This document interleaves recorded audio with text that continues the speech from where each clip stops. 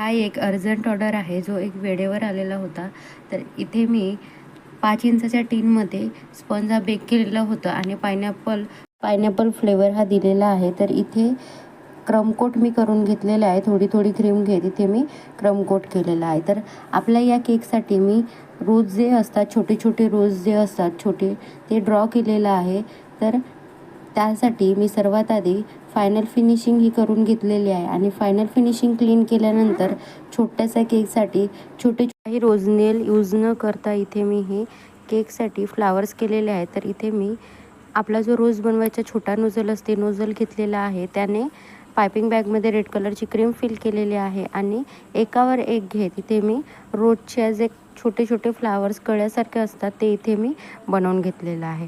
तर सिम्पली मी काय केलेलं आहे, आपला जो रोजनेल आहे तो फक्त एकावर एक आधी 2-3 वेळ घेतलेला आहे एकावर एक करत आणि त्यानंतर मी साईडने आपला उलटा यू जो असतो तो यू मी तिथे केलेला आहे.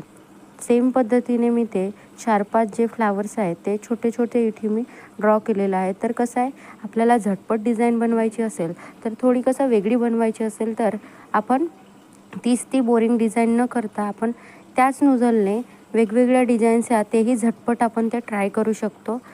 तेही अर्जंट केक ऑर्डरसाठी कुठलीही सेम डिझाईन यूज न करता. तर इथे मी सेम पद्धतीने वर जसे केलेले आहेत तसे सेम पद्धतीने मी साईडला सुद्धा छोटे छोटे रोजेस हे काढून घेतलेले आहेत आणि त्यानंतर आपली ग्रीन कलरची हलका डार्क ग्रीन घेतलेला आहे.